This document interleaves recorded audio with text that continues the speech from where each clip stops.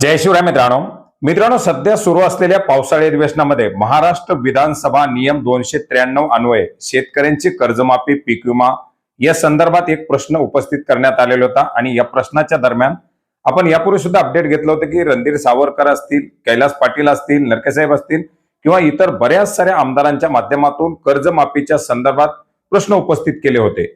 याचबरोबर राज्यातील पीक विमा असेल, शेतकऱ्यांची थकलेली अनुदान असतील, या सर्वांच्या संदर्भात अनेक सारे प्रश्न उपस्थित करण्यात आले होते आणि या कर्जमाफीच्या संदर्भात बरेच सारे निकष बदलण्याच्या संदर्भात मागणी करण्यात आली होती।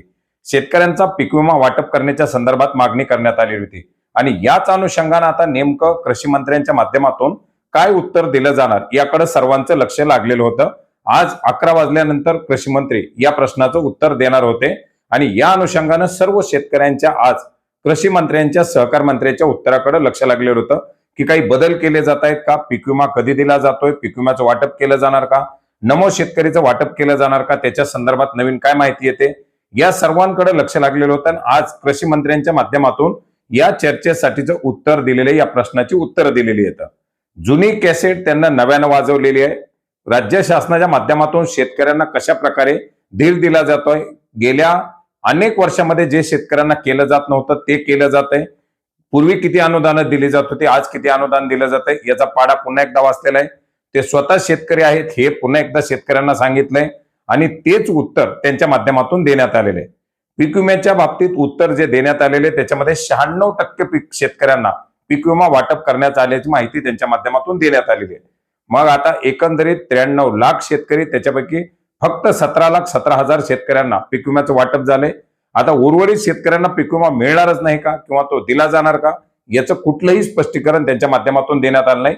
परंतु एकंदरीत मंजूर करण्यात आलेला फक्त 1500 कोटी, 1582 कोटी आणि त्याच्यापैकी वाटप झालेला साधारणपणे 1530 कोटी या रकमेचा त्यांनी उल्लेख केला आणि 96% शेतकऱ्यांना आपण पीक विमा वाटप केलाय याच्याबद्दल त्यांनी स्वतःची पाठ त्या ठिकाणी थोपटून घेतलेली आहे।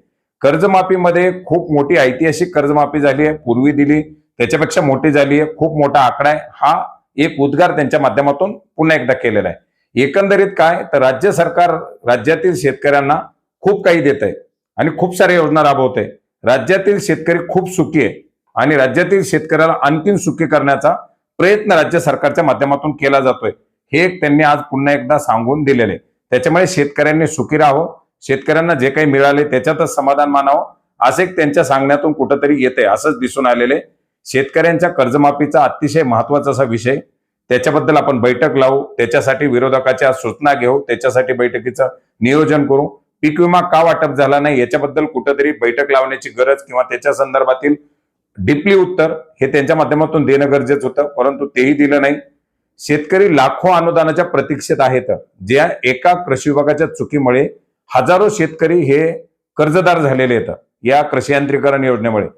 त्यांची अनुदान कधी वाटप करणार हे सोडून किती वाटप केलं याच्याच बद्दलचा पाढा त्यांच्या माध्यमातून वाचला जातोय।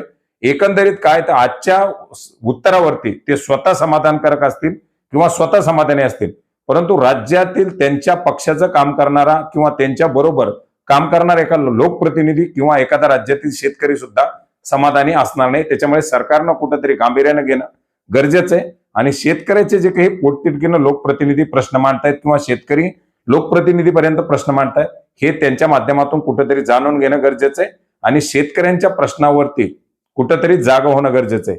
ते ज्या पद्धतीने शेतकऱ्याकडे पाहतायत आणि ते ज्या पद्धतीने स्वतःचा ऊस, स्वतःचं डाळिंब आणि स्वतःचं द्राक्ष याचा गोडवा गातायत, या पलीकडे सुद्धा त्यांना राज्यातील कोरडवाहू शेतकरी, राज्यातील अल्निनोच्या पार्श्वभूमीवरती आता हवालदिल झालेला बागायतदार शेतकरी, या सर्वांचं चित्र कुठेतरी पाहणं गरजेचं आहे। एकंदरीत त्यांना महाराष्ट्र आणि महाराष्ट्रातील शेतकरी फिरून पाहणं गरजेचं आहे असं जे एकंदरीत दिसून येत आहे। राज्यातील शेतकऱ्यांना किंवा लोकप्रतिनिधींना खरंच शेतकऱ्यांच्या प्रश्नावरती खूप मोठा उठाव करावा लागणार आहे, हेच आजच्या त्यांच्या उत्तराच्या माध्यमातून दिसून आलेलं आहे। एकंदरीत खूप मोठ्या अपेक्षानं शेतकरी त्यांच्याकडे पाहत होता। नमो शेतकरीचा हप्ता कधी दिला जाणार किंवा कशा प्रकारे दिला जाणार हे या ठिकाणी ऐकण्याच्या प्रतीक्षेत होता, परंतु नमो शेतकरीच्या माध्यमातून आपण किती हजार कोटी वाटले याचाच पाढा पुन्हा एकदा आज त्यांच्या माध्यमातून वाचण्यात आलेला आहे। तर एकंदरीत आजच्या उत्तरावरती कुणीही खुश नसणार आहे याचा त्यांनी गांभीर्याने विचार करावा आणि त्यांच्यापर्यंत त्यांच्या लोकांनी किंवा प्रसार माध्यमांनी प्रतिक्रिया पोहोचवाव्यात हीच एक अपेक्षा असणार आहे। धन्यवाद।